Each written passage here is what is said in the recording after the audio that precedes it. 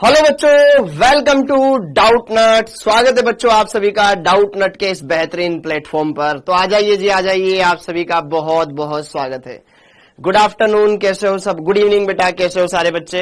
Hello hello hello, S Sanwariya, Gulfam Rana ji, Mohit Jaiswal, good evening बेटा, good evening.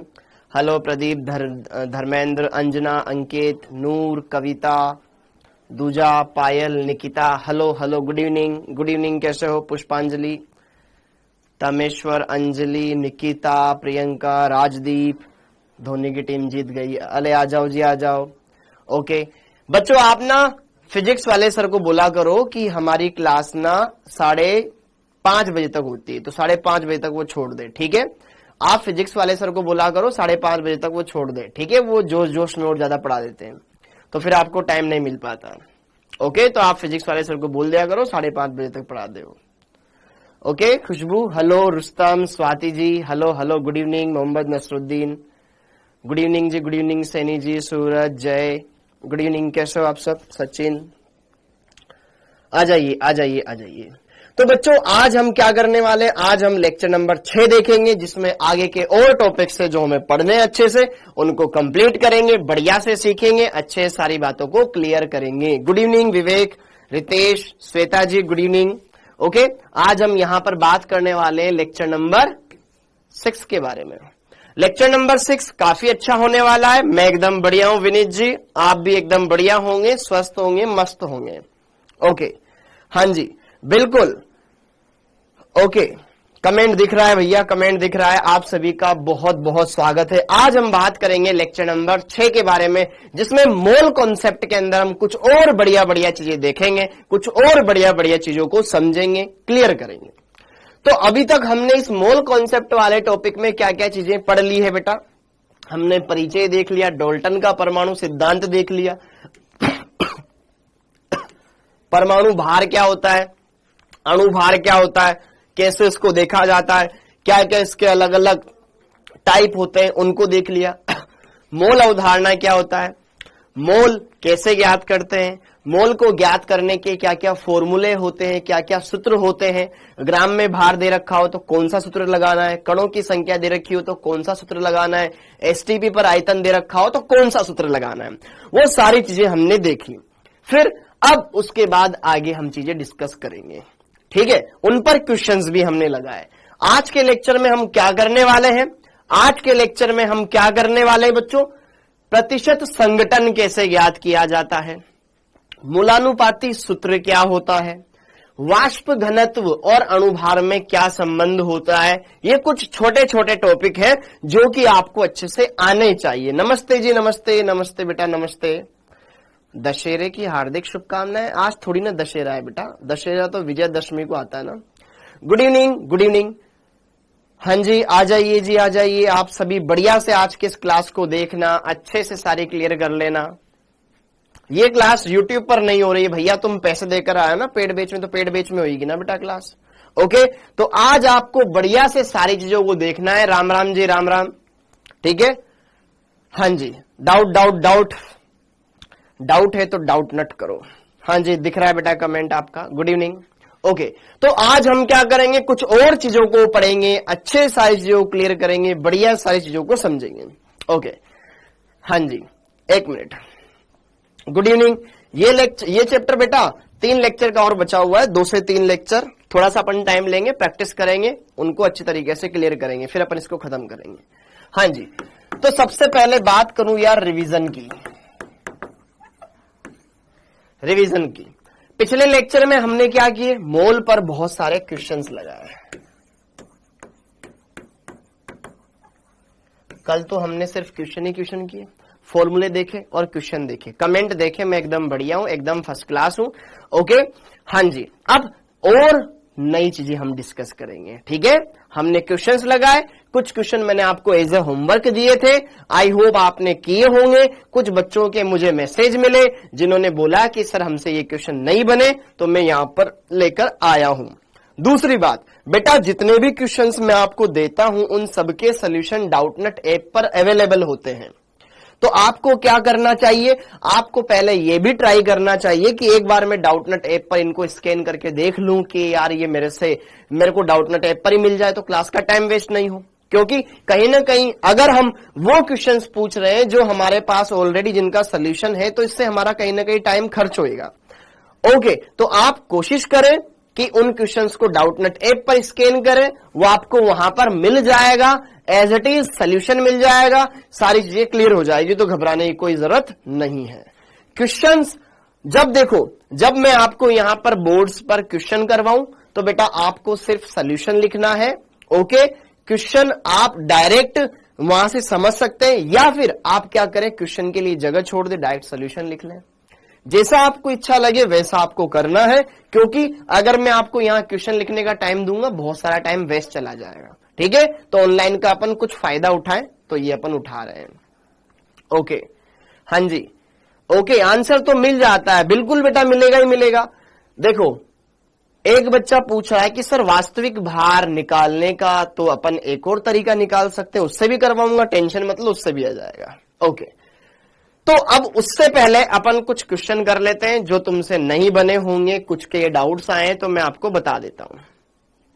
हाँ जी, दर्शमेश, हाँ, अब चलो देखो ध्यान से, यहां पर क्वेश्चन पर आते हैं। कल का क्वेश्चन, ये क्वेश्चन कर लिया सब बच्चों ने? कितने बच्चे थे जिनसे ये क्वेश्चन नहीं हुआ और कितने बच्चे थे जिन्होंने ये कर लिया? 18 ml H2O के अंदर इलेक्ट्रॉनों की संख्या आपको बतानी थी।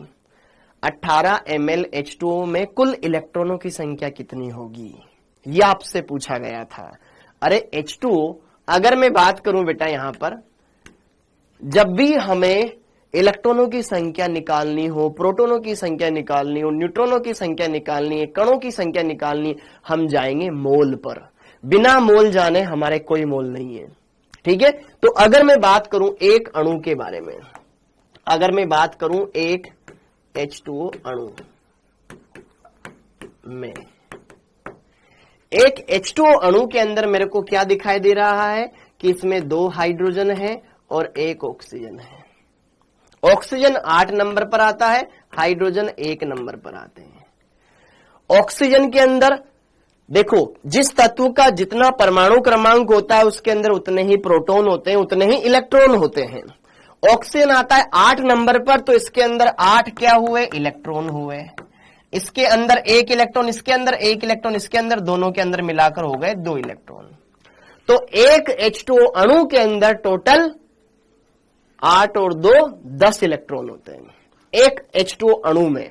तो आप मोल निकाल लो, उसके हिसाब से कर सकते हो। देखो, हाँ जी, 18 ml दिया है। सबसे पहले हम क्या करेंगे, दिया है, क्या दे रखा है, H2O, पानी का आयतन, H2O का आयतन, H2O का आयतन कितना दे रखा है, 18 ml। परंतु मैंने आपको यह बताया था, ये तो आयतन है, मोल निकालने के लिए मेरे को क्या चाहिए, ग्राम में भार। मैंने आपको यह भी बताया था कि ग्राम में जल का जितना आयतन होता है उतना उसका भार होता है। ग्राम में जल का जितना ml में आयतन होता है उतना ही जल का भार होता है ग्राम में। क्यों? क्योंकि जल के लिए घनत्व 1 ग्राम पर ml होता है, वो एक ही होता है। तो 18 ग्राम बोलूं या 18 ml बोलूं, बात एक ही है। चूंकि ये जानते हो ना, चूंकि जल का घनत्व, H2O का घनत्व कितना होता है, 1 ग्राम पर ml होता है। अतः H2O का भार कितना आएगा, 18 ग्राम आएगा। बोलो यार, समझ में आया था? 18 ग्राम आया था। तो मोल ज्ञात करने का सूत्र, तो मोल, H2O के मोल बेटा n मोल को व्यक्त करता है। वेरी गुड, जिन्होंने कर लिया। ग्राम में भार 18, अणु भार 18 होता है कि नहीं होता है, 18 होता है कि नहीं होता है, होता है ना H2O के लिए, बोलो होता है। तो 18 से 18 छम कितना, 1 मोल आ गया। 1 मोल क्या आ गया मेरे पास, H2O, 1 मोल H2O, हाँ या ना। अब 1 मोल H2O में कितने सारे H2O, NaH2O, कितने, 1 मोल में बोले तो NaH2O, NaH2O अणु। NaH2O का मतलब 6.022 या 6.02 गुणा 10 की घात 23 जल के अणु। इतने सारे जल के अणु हैं। एक अणु में कितने इलेक्ट्रॉन? चूंकि एक H2O के एक अणु में इलेक्ट्रॉनों की संख्या कितनी? 10। कितनी? 10। 8 ऑक्सीजन में और एक एक हाइड्रोजन में, तो 10। तो टोटल इतने सारे अणुओं में क्या होगा? इसलिए 6.02 गुणा 10 की घात 23 H2O अणुओं में इलेक्ट्रॉनों की संख्या कितनी होगी बेटा? 10 से गुणा कर दूं क्या? 10 से गुणा कर दूं क्या?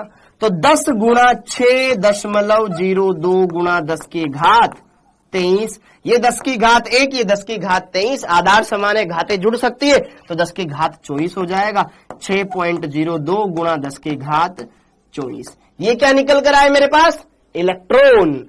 इतने सारे इलेक्ट्रॉन, हाँ या ना? तो 6.02 गुणा 10 की घात कर लिया, वेरी गुड, बहुत बढ़िया जिन्होंने कर लिया, समझ में आ गया था। ऐसे करना था आपको। जल का जितना आयतन होता है उतना ही उसका भार होता है। क्यों? क्योंकि जल का घनत्व 1 होता है। तो घनत्व का सूत्र जानते हैं ना हम, द्रव्यमान बटे आयतन।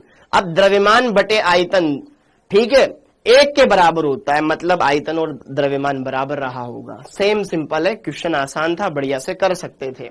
ओके, क्लियर है? चूंकि हम जानते हैं घनत्व D बराबर होता है m/v।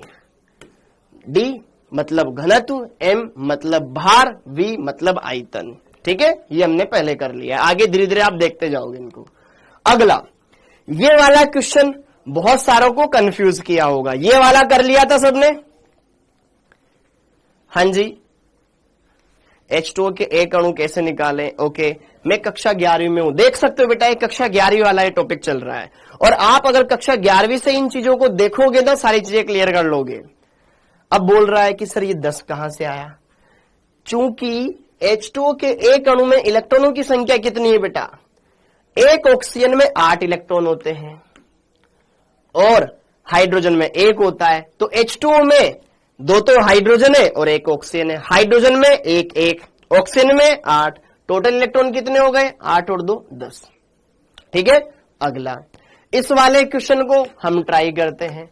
मैंने आपको दिया था एज ए होमवर्क, लेकिन नहीं हो पाया, तो आओ चलो यहां पे बात करें। 6.02 गुणा 10 की घात 24 CO के अणु हैं। ये क्या दे रखी? अणुओं की संख्या। किसके? CO अणुओं की संख्या दिया है। सॉल्यूशन दिया है, क्या दिया है? गिवन क्या क्या है हमें? CO अणुओं की संख्या, CO अणुओं की संख्या। फिर अभी आगे का पढ़ेंगे हम, ठीक है बेटा। CO अणुओं की संख्या कितनी दे रखी? 6.02 गुणा 10 की घात 24। ये अणु दे रखे हैं। ओके, हमें क्या निकालना है? ऑक्सीजन के ग्राम अणुओं की संख्या। अब CO के अंदर देखूं मैं, ध्यान से समझना बेटा, ध्यान समझना। CO में 1 कार्बन है, 1 ऑक्सीजन है या नहीं है? ग्राम अणुओं की संख्या निकालनी है ऑक्सीजन के लिए। ध्यान से समझिएगा चीजों को, बहुत ही नजाकत से, छोटी छोटी चीजें हैं। अगर मैं CO की अणुओं की संख्या मेरे को दे रखी है, तो क्यों ना मैं CO के ग्राम अणु निकाल लूं। ग्राम अणु का मतलब मोल। हाँ, मोल पूछ रहा है, वेरी गुड बेटा, वेरी गुड। तो पहले हम CO के लिए निकाल लें, फिर ऑक्सीजन के लिए निकाल लेंगे, आसान रहेगा।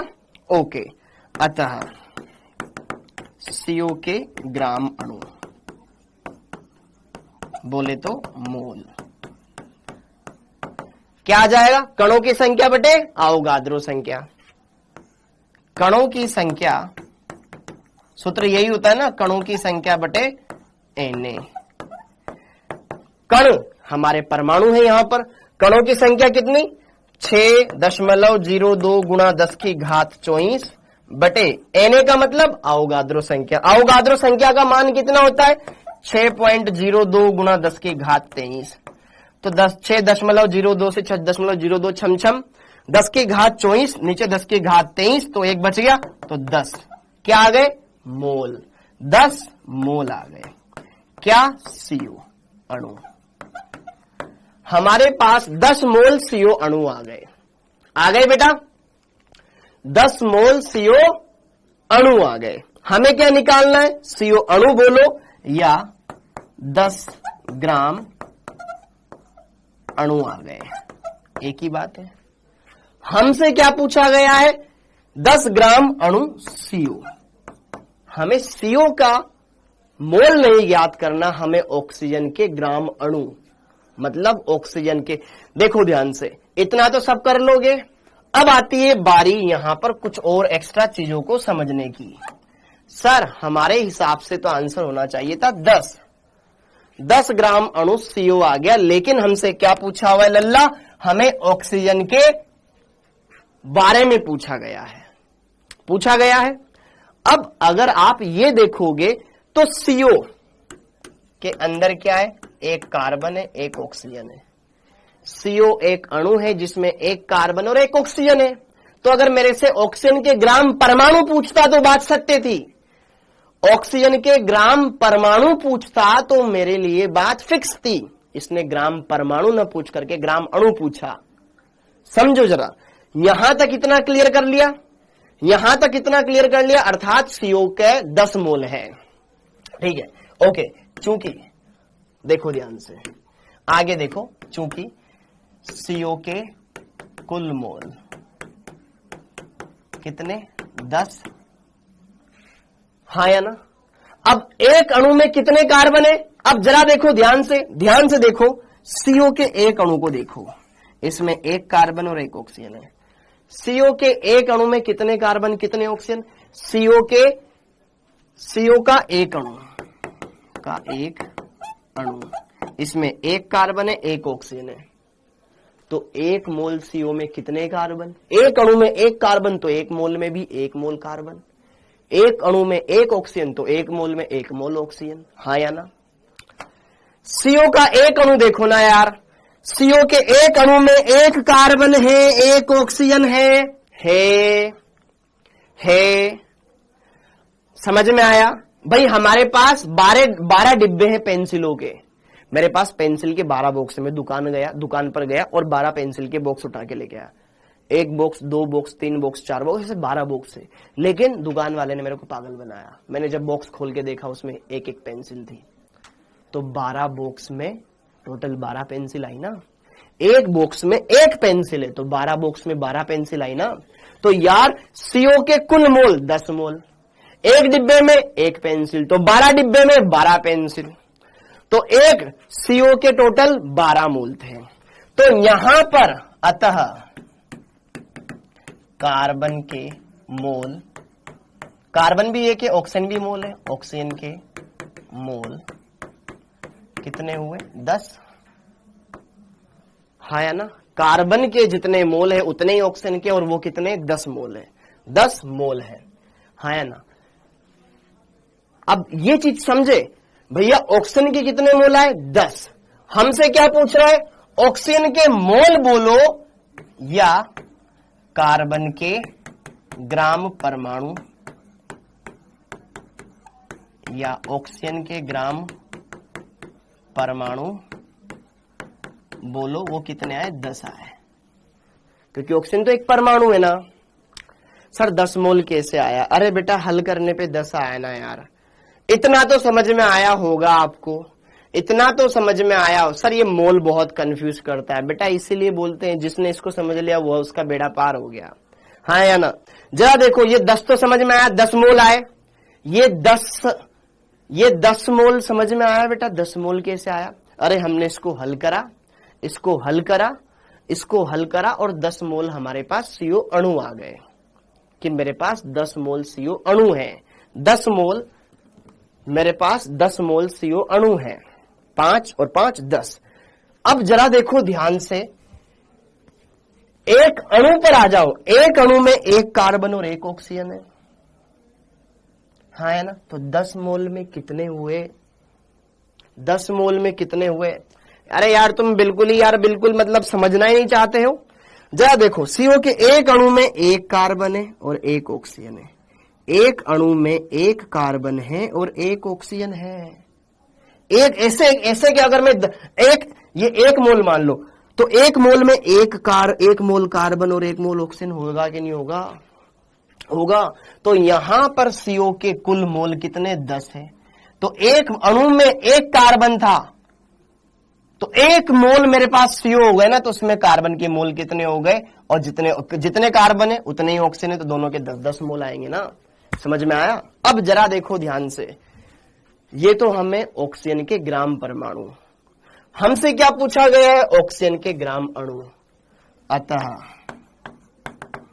ऑक्सीजन के ग्राम अणु।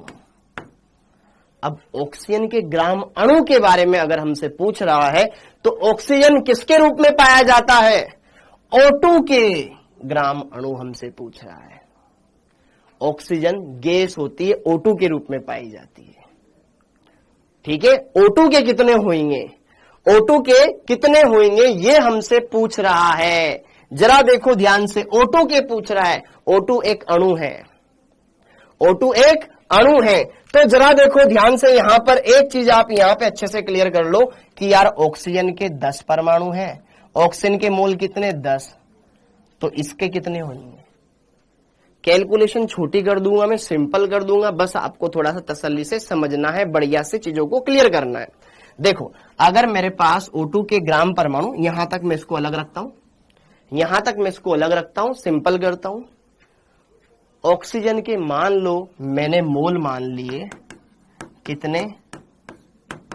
ए मैंने मान लिए, सपोज करो मैंने कितने मान लिए बेटा? ए मान लिए।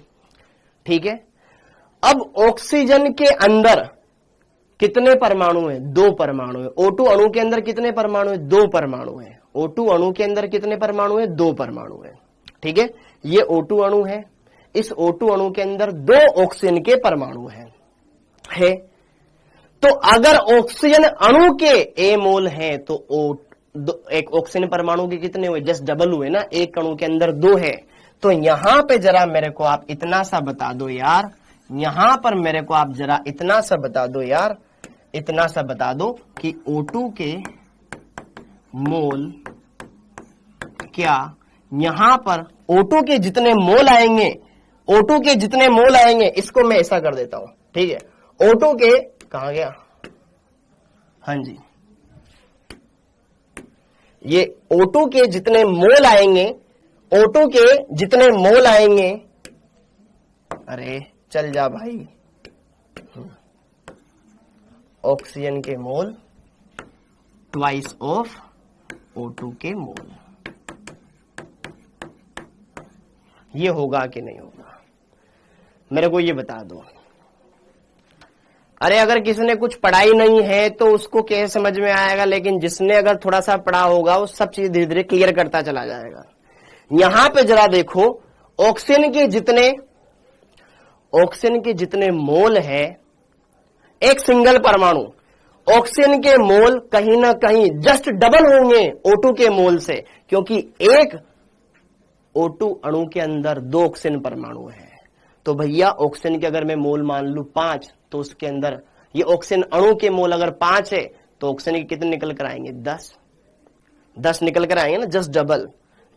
जैसे यहां पे जरा देखो ध्यान से, अगर ये CO का एक अणु है, अगर CO की जगह बेटा ये O2 होता, CO की जगह ये O2 होता, O2 के एक अणु में 2 ऑक्सीजन के परमाणु, O2 के एक अणु में, अगर मैं यहां पे बात कर लूं O2 का एक अणु,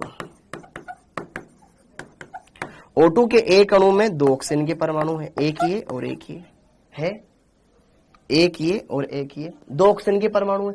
तो O2 के अगर मोल A होते, तो यार एक अणु में 2 ऑक्सीजन, तो ऑक्सीजन के कितने मोल होते? टोटल ऑक्सीजन परमाणुओं के कितने मोल होते? जस्ट डबल होते। दोबारा से देख लो भाई, दोबारा से देख लो। अगर समझ में नहीं आ रहे, तुम्हें इसलिए समझ में नहीं आ रहा है क्योंकि तुम चीजों को क्लियर नहीं कर पा रहे हो। देखो ध्यान से, यहां पर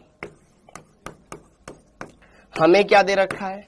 इतने सारे CO के अणु दे रखे हैं। ठीक है, हमसे क्या पूछ रहा है? ग्राम अणु पूछ रहा है। किसके? ऑक्सीजन के। किसके? ऑक्सीजन के ग्राम अणु। अब ग्राम अणु का मतलब सिर्फ ये है, अणु यहां पर इसलिए आया है क्योंकि हमें ऑक्सीजन के बारे में बात न करके हमें O2 के बारे में बात करनी है।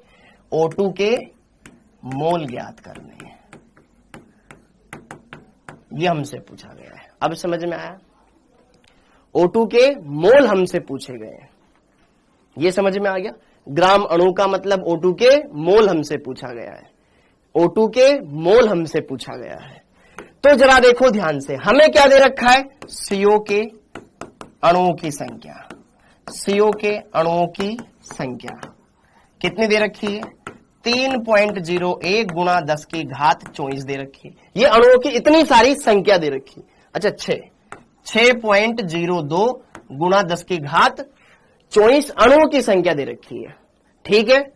अब अतः CO के मोल ज्ञात कर लो, CO के मोल ज्ञात कर लो। मोल ज्ञात करने का सूत्र, इतने सारे हमारे पास क्या है? अणु है, तो अणुओं की संख्या जो भी निकालते हैं हम ऊपर लिखते हैं, कण जो भी कण हो अणुओं की संख्या बटे अवोगाद्रो संख्या। अणुओं की संख्या कितनी है? 6.02 गुणा 10 की घात 24। Na का मान 6.02 गुणा 10 की घात 23। तो ये तो छम 10 की घात 23 से 10 की घात 24, अरे जब 23 ऊपर लेकर जाओगे माइनस में हो जाएगा, तो 24 माइनस 23 कितना हो जाएगा? 1। तो ये 1 बच गया, तो 10 की घात 1 बोले तो 10 मोल आ गए। किसके? CO के। बोलो ना यार। हाँ मैं वही बोल रहा हूं ना बेटा यार। फिर भी बहुत सारे जो बच्चे क्लास 10th से 11th में आए हैं, मैं आपको बस थोड़ा सा ये बोल रहा हूं, चीजों को अच्छे से समझने की कोशिश करो, बढ़िया से आ जाएगा। 10 मोल CO के आ गए, 10 मोल CO के आ गए मेरे पास। तो CO के अंदर हमारे पास टोटल CO के टोटल 10 मोल आ गए। थोड़ा सा टाइम लगेगा बेटा, जो पहली बार पढ़ रहे हैं उनको थोड़ा सा टाइम लगेगा, चीजें धीरे धीरे क्लिक होने लगेगी, अच्छे से हो जाएगी। और अगर किसी को कुछ भी नहीं आ रहा है तो आप थोड़ा सा टाइम दो चीजों को, धीरे धीरे सब होने लगेगा। एक दिन में आप सब कुछ नहीं सीख सकते हो। CO के 10 मोल आ गए। अब CO के अंदर आपने ये देखा, यहां पे मैं बता देता हूं, चूंकि CO के एक, यार इतना तो आसान कभी नहीं पढ़ाया मैंने। CO के एक अणु में ऑक्सीजन एटम, CO के एक अणु में एक ऑक्सीजन है, इसलिए CO के एक मोल में ऑक्सीजन एटम कितने हो जाएंगे? 1 मोल होंगे कि नहीं होंगे? एक अणु में एक ऑक्सीजन, तो 1 मोल में 1 मोल हुआ कि नहीं हुआ? अतः, और हमसे क्या पूछ रहा है? हमें ज्ञात कर क्या करना है? O2 के मोल ज्ञात करने, हमें O2 के मोल ज्ञात करना है। अतः O2 के मोल, O2 के मोल हमें ज्ञात करने हैं। अब जरा देखो ध्यान से, O2 एक अणु है और एक अणु में 2 ऑक्सीजन होते हैं, हाँ या ना? तो मतलब O2 के अंदर जितने भी, मतलब यहां पर ऑक्सीजन के मोल आए होंगे, ऑक्सीजन के मोल जितने भी होंगे ना, उसमें यहां पर परमाणुकता का भाग लगा देंगे। हमारे पास ऑक्सीजन परमाणु से ऑक्सीजन अणु के मोल आ जाएंगे। एक अणु में 2 परमाणु हैं, अरे हमारे पास एक अणु में 2 परमाणु होते हैं O2 के। O2 का मतलब क्या है? O2 एक अणु है, इसमें कितने परमाणु है? 2 परमाणु, तो बटे 2। एक अणु के लिए मैं बात करूं, और टोटल मोल कितने? यहां पर हमारे पास आए 1 मोल। अच्छा 1 मोल थोड़ी ना आया है, 10 मोल आया ना, 10 मोल, 10 मोल, 10 मोल। इसलिए 10 मोल में कितना हो जाएगा बेटा? 10 मोल हो जाएगा, ठीक है। यहां पे मैंने मिस्टेक कर दी, ये 10 मोल, ठीक है, ओके। तो ये देखो ना, 10 बटे 2 कितना हो गया? 5 मोल हमारे पास O2 आ गया, या फिर 5, ये O2 एक अणु है, 5 मोल O2 अणु। अणु के लिए हम क्या यूज करते हैं? ग्राम अणु। अब समझ में आया यार? बोलो ना यार, समझ में आया? हलवा था, बहुत हलवा क्वेश्चन था भाई, इतना टाइम नहीं लगना था। मैं दोबारा से बोल दूं, अगर हमें ग्राम परमाणु पूछा जा रहा है तो बस मेरे को परमाणु पे फोकस करना है। ग्राम अणु पूछा जा रहा है तो मेरे को अणु पर फोकस करना है। ग्राम आयन पूछ रहा होता तो मेरे को आयन पे फोकस करना होता। हमसे क्या पूछा गया? ग्राम अणु। अब ग्राम अणु, ऑक्सीजन के ग्राम अणु, अब ऑक्सीजन अणु के रूप में है, अणु के रूप में, वो हमें पूछना था। घुमाने वाला क्वेश्चन नहीं था बेटा, हम ना चीजों को समझना नहीं चाह रहे हैं, इस वजह से इतना टाइम लग रहा है। इतना टाइम लगता ही नहीं था इसमें। अब ये वाला क्वेश्चन करो, ये वाला ट्राई किया था तुमने घर पर, ये वाला ट्राई किया था, ये वाला ट्राई किया था। CO2 होता तो CO2 होता तो बेटा उसके लिए क्या करना होता? CO2 में कोई दिक्कत नहीं आती। अगर CO2 होता तो फिर तो आराम से कर लेते ना। अभी हमें हमारे पास कितना, अगर 10 मोल आया CO2 तो एक अणु में 2 ऑक्सीजन है, ठीक है, तो फिर डायरेक्ट वही हो जाता, क्योंकि एक अणु में ऑलरेडी 2 ऑक्सीजन है, तो जितने ऑक्सीजन है उतने वहां पे मोल आ जाते उसके O2 के भी। इतने टाइम में पूरा नहीं होगा बेटा, अच्छे से हो जाएगा। आप पहली बार कर रहे हो ऐसे क्वेश्चंस। ये वाला किया था आपने, ये वाला किया था, ये वाला किया था। ऑक्सीजन कब सिंगल होगा, ऑक्सीजन कब डबल होगा, ये मैं प्रॉब्लम बता देता हूं आपको। देखो, जब भी आपसे सिर्फ ये बात की जाए ना ऑक्सीजन परमाणु, अरे जब भी आपसे ये बोला जाए कि ऑक्सीजन परमाणु, तो आपको सिर्फ क्या लेना है? OE लेना है। आपसे बोला जाए ऑक्सीजन गैस या ऑक्सीजन अणु, तो इसका मतलब यह है वो O2 के बारे में बात कर रहा है। दैट्स इट, ठीक है, सिंपल था। ये वाली चीज दिमाग में रखनी है। अब आता है यहां पर STP पर विसर्जन नलिका में कोई गैस भरी हुई है, हमने STP पर उस गैस को भर रखा है, ओके, जिसका आयतन कितना है? इतना सारा है। किसमें दे रखा है? ml में दे रखा है। किसमें दे रखा है? ml में दे रखा है। तो हमें गैस के अणुओं की संख्या बतानी है। हमें पहले मोल ज्ञात करना पड़ेगा और मोल से फिर अणु ज्ञात करने पड़ेंगे। तो दिया है, क्या दिया है? STP पर गैस का आयतन, इसको अगर मैं बोलूं आयतन कितना दे रखा है? 1.12 गुणा 10 की घात -7 ml। यस और नो? इतना दे रखा है। अब ये ml में दे रखा है, ये ml में दे रखा है, तो अब जरा देखो ध्यान से, अतः या फिर चूंकि लगा के मैं लिख देता हूं एक बार। चूंकि क्या हम जानते हैं मोल बराबर सूत्र STP पर आयतन, STP पर आयतन बटे 22.4 होता है। कब? जब आयतन लीटर में दे रखा हो। हाँ या ना? जब आयतन किस में दे रखा हो? लीटर में दे रखा हो। ओके, लेकिन आयतन किस में? ml में। तो कोई बात नहीं, हमें किसके मोल ज्ञात करने? कोई भी गैस जो इसमें भरी हुई है, पता नहीं है वो गैस कौन सी। हाँ, हमें ये पता है कि इसका आयतन इतना है 1.12 गुणा 10 की घात -7 ml। तो ये तो ml में है, हाँ या ना? ओके, ये तो ml में दे रखा है, हाँ या ना? बोलो ना यार, हाँ या ना? ठीक है, यहां पर ये ml में दे रखा है, यहां पर क्या ये ml में दे रखा है। अब ml को हमें किस में कन्वर्ट करना पड़ेगा? लीटर में कन्वर्ट करना पड़ेगा। तो क्या हम ये जानते हैं चूंकि 1 लीटर बराबर 1000 ml होता है, 1 लीटर बराबर 1000 ml होता है। तो अगर ml को मैं लीटर में कन्वर्ट करूंगा तो क्या 1000 का भाग लगाऊंगा?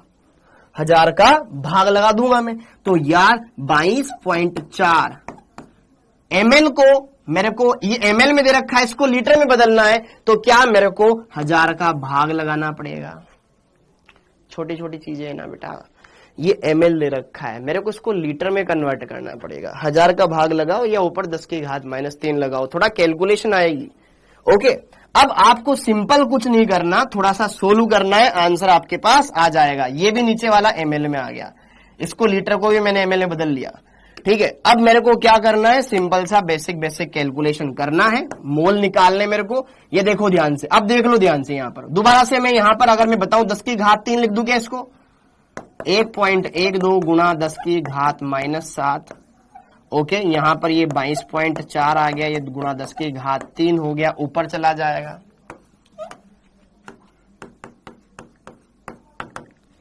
एक 1.12 ये 22.4, 10 की घात -7, ये 10 की घात +3 ऊपर चला जाएगा, -3 में चला गया, हो गया।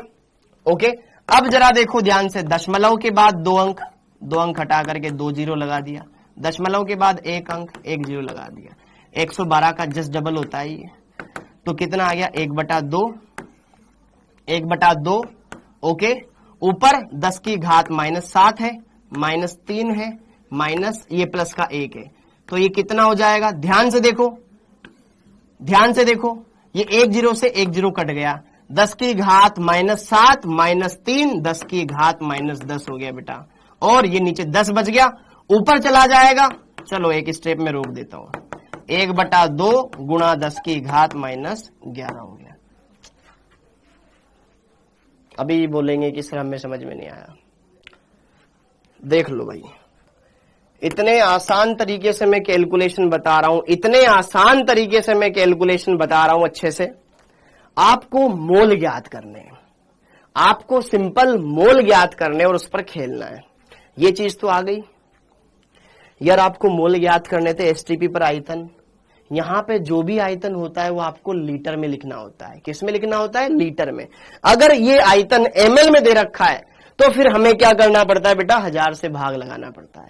1000 से भाग हमने लगाया ताकि ऊपर भी एमएल है, तो ये 22.4 जो हम लीटर में लिखते थे उसको भी एमएल में कन्वर्ट कर सके। तो ऊपर भी एमएल, नीचे भी एमएल, तो एमएल से एमएल, तो एमएल से एमएल तो ये वैसे ही कट गया। बोलो ना यार, ठीक है। अब आपको बस ये कैलकुलेशन को सोल्व करना है, आपको इस कैलकुलेशन को सोल्व करना है बस, और कुछ नहीं करना। ये जो कैलकुलेशन इसको हल करना है, आप कैसे करना है, ये 1000 को मैंने 10 की घात 3 लग दिया, 10 की घात 3 ऊपर गया तो माइनस का हो गया, 10 की घात -7 ऊपर गया, 10 की घात -3 तो 10 की घात -10 हो जाएगा, ये हो गया। अब कुछ नहीं करा, इन दशमलव वालों को मैंने छेड़ा। दशमलव के बाद 2 अंक थे तो नीचे 2 जीरो लगा दी, मतलब 100 लिख दिया। दशमलव के बाद 1 अंक था, ऊपर 10 लगाते तो 10 से ये कट गया बेटा, हाँ जी, ये 10 से ये कट गया 1 जीरो, ठीक है। अब क्या बचा, नीचे 10 बचा, ऊपर 10 की घात -10, ये ऊपर जाएगा 10 की घात माइनस में चला जाएगा, तो ऊपर जाएगा 10 की घात -1। यार इतना मत करवाओ यार, ये एन गैस, इतने क्या आ गए बेटा आपके पास, मोल आ गए, ये आ गए मोल। आपको क्या निकालना है, अणुओं की संख्या निकालनी, गैस के अणुओं की संख्या निकालनी है। 22.4 कहां से आया, नूर बेटा, ये सूत्र होता है, चूंकि हम जानते हैं ये फॉर्मूला होता है एसटीपी पर आयतन ज्ञात करने का, एसटीपी पर किसी भी गैस के मोल ज्ञात करने का, दिया गया आयतन बटे 22.4 हो गया ये। अरे ये हो गया, हो गया। अब जरा देखो ध्यान से, अभी अपना आंसर नहीं आया, अभी अपना आंसर नहीं आया, क्लियर हो गया ये। तो हमारे पास मोल कितने आए, अतः गैस के मोल, गैस के मोल कितने आ गए, 1/2 गुणा 10 की घात -11। इसमें कोई डाउट बेटा, इतना कॉम्प्लिकेट इसलिए हो जाता है ताकि ना इनको अपन समझा सके, ठीक है, वरना क्वेश्चन बहुत सिंपल है, इतना कॉम्प्लिकेटेड है ही नहीं, लेकिन बताना पड़ता है, एक एक चीजें खोलनी पड़ती है, इसलिए लग रहा है वो कॉम्प्लिकेट। हाँ जी, 1/2 गुणा 10 की घात, ओके, 1/2 गुणा 10 की घात -11 हो जाए। अब बहुत सारे बच्चे बोल रहे हैं सर ये तो हम कर लेंगे, लेकिन कुछ बच्चे ऐसे बेटा जो नहीं कर पा रहे हैं, मैं क्या करूं, वही पूछ रहे हैं इनको। हाँ, 1/2 गुणा 10 की घात -11 हो गया, हो गया। तो हमें क्या पूछा गया है, अणुओं की संख्या पूछा गया है। गैस क्या है, अणु के रूप में ही पाई जाती है, गैस क्या है, अणुओं के रूप में ही पाई जाती है। तो जितने मोल है उसको अवोगाद्रो संख्या से गुणा कर देंगे, अतः गैस के अणुओं की संख्या, अणुओं की संख्या, मोल कितने, इतने, अणुओं की संख्या को किससे गुणा कर दें, अवोगाद्रो संख्या। अणु निकालने मेरे को अवोगाद्रो संख्या से गुणा कर दूंगा, 1 में Na होता है तो इतने में Na से गुणा कर देंगे। अरे पता है ना, ये 1/2 गुणा 10 की घात -11, इतने सारे मोल थे। एक मोल में अवोगाद्रो संख्या के बराबर कण होते हैं, तो इतने में क्या होगा, गुणा Na हो जाएगा क्या, बोलो यार, हाँ या ना। अब इसका मान रख दो 1/2 10 की घात -11 इंटू, अरे क्या हो रहा है ये, Na का मान 6.02 गुणा 10 की घात ये 23, क्या गायब हो गया ये, ओके। तो ये इससे कट जाएगा 3.01 बार, तो ये आ गया ना 3.01, 10 की घात -11, 10 की घात 23, आधार समान है, आधार समान है या नहीं है, 3.01, ठीक है, आधार समान है, 10 की घात 23, 10 की घात -11, इनको जोड़ोगे 10 की घात आ जाएगा 12, ठीक है, ओके। तो यहां पर ये हमारे पास इतने अणु आ जाएंगे, ये क्या हो गया इसको बोर्ड को, इतने सारे अणु आ जाएंगे, ये रहा इसका आंसर। बताओ भैया, इसमें तुम्हें सिर्फ ये करना था, इसमें तुम्हें ये करना था, आयतन दे रखा था, आयतन ml में दे रखा था, तो ml को लीटर में बदलना है, आयतन आपको ml में दे रखा था, लीटर में बदलना है, तो ये 1000 बटे में भेजना पड़ेगा, तब जाकर के वो लीटर में कन्वर्ट होएगा, क्योंकि 1 लीटर में 1000 ml होता है, तो 1 ml में कितना लीटर, तो बटे में भेजना पड़ेगा, ठीक है। तो 1000 से अपन ने भाग लगाया और कुछ नहीं करा, ठीक है।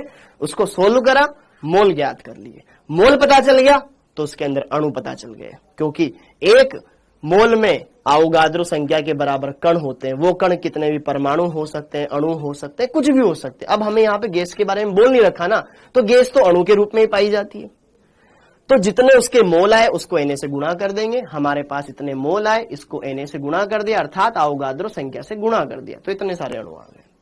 अगला प्रश्न, हाँ जी, हाँ, अब अगला प्रश्न, लैपटॉप में ये क्लास नहीं चलती है। अगला प्रश्न, क्वेश्चन क्या है, अगला क्वेश्चन आपको यहां पर, ओके, अगला प्रश्न आपको यहां पर अच्छे से यहां पर समझना है, ओके। क्वेश्चन क्या है, क्वेश्चन ये दे रखा है कि तत्व दे रखा है A और B, ठीक है, उसके 2 यौगिक दे रखे हैं।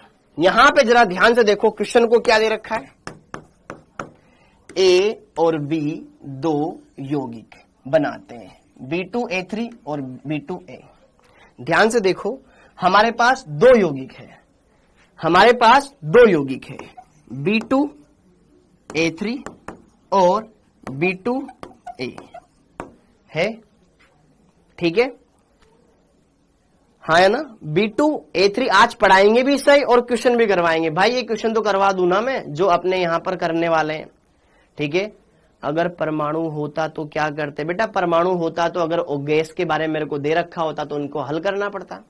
अब ये क्वेश्चन देखो, यहां पर आपको ये बोला गया है कि A और B मिलकर के 2 यौगिक बना रहे हैं, एक यौगिक ये बना रहे हैं, एक यौगिक ये बना रहे हैं, क्लियर है।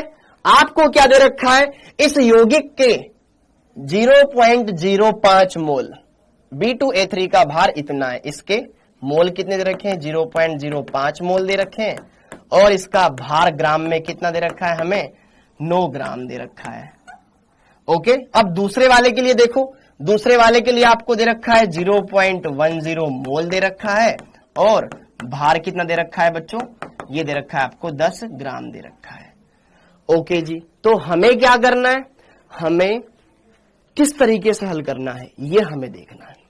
अब देखो ध्यान से, मोल दे रखा है, ग्राम में भार दे रखा है, मोल दे रखा है, ग्राम में भार दे रखा है, तो क्यों ना मैं इनका अणुभार ज्ञात कर लूं।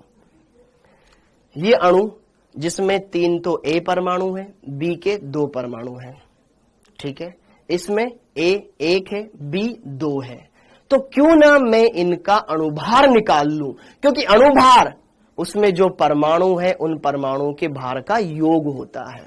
क्या मेरी बात समझ में आई। इस क्वेश्चन को हम कैसे हल करेंगे, क्वेश्चन बहुत सिंपल है। क्वेश्चन हमें यह बोल रहा है कि हमारे पास एक यौगिक ये है, एक यौगिक ये है, अगर मैं इनका अणुभार निकाल लूं, अणुभार तो फिक्स होता है ना, अब वो अणुभार इन परमाणुओं के भारों का योग आया होगा, इन परमाणुओं के भारों का योग आया होगा, हाँ या ना। बिल्कुल बेटा विकास, वैसे ही हल करेंगे इसको। तो जरा देखो ध्यान से, यहां पर माना A का परमाणु भार X है एवं B का परमाणु भार y है। कर लोगे बेटा? A का परमाणु भार x है, B का परमाणु भार y है, ये हमने मान लिया।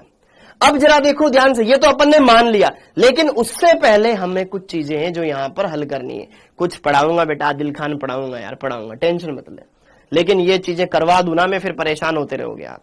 हाँ जी, अब जरा देखो ध्यान से यहां पर, अब जरा देखो ध्यान से यहां पर, ये हमें मानना पड़ेगा क्योंकि हमें यहां पर परमाणु भार ही ज्ञात करने, कैसे निकालें। तो यहां पे अगर हम बात करें B2A3 के लिए, B2A3 के लिए इसके मोल हम ज्ञात कर लें। मोल ज्ञात करने का सूत्र क्या होता है? ग्राम में भार बटे अणु भार। हाँ जी, ग्राम में भार बटे अणु भार। मोल कितना दे रखा है आपको? 0.05 बराबर ग्राम में भार 9 दे रखा है। अणु भार वही हमें निकालना है, अणु भार।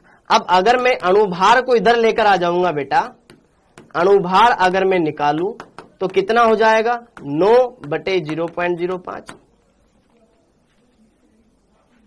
9 बटे 0.05 हो जाएगा। दशमलव के बाद 2 अंक, तो दशमलव हटाया, ऊपर 2 जीरो लगाया, तो 5 से 100 कट जाएगा 20 बार, 20 को 9 से गुणा कर ले, ये आ जाएगा 180 ग्राम। मतलब इस पहले वाले यौगिक का अणुभार कितना आया? 180 ग्राम आया। प्लीज प्लीज प्लीज आप थोड़ा सा कैलकुलेशन को समझे, बहुत सारे अच्छे से सारी चीजें क्लियर करते चले। ये विशाल पता नहीं कौन है, ठीक है, अच्छे से आप यहां पर पढ़ो, बढ़िया से अच्छे से यहां पर सारी चीजें क्लियर करो। अणुभार कितना आ गया? 180 ग्राम आ गया। आया? कैसे हल करा? मैंने सिर्फ पहले यहां पर क्या करा, यह जो अणु दे रखा था, यह जो कंपाउंड दे रखा था, इसके मोल और ग्राम में भार पता था, तो क्यों ना मैं इसका अणुभार निकाल लूं। वही काम इसके लिए भी करूंगा। इसी प्रकार क्या? BA2 के लिए यही था ना कंपाउंड, B2A के लिए मोल ज्ञात कर लो। वही ग्राम में भार कितना दे रखा है? ग्राम में भार दे रखा है इसका 10 ग्राम, या फिर सूत्र लगा दो, ग्राम में भार बटे अणु भार।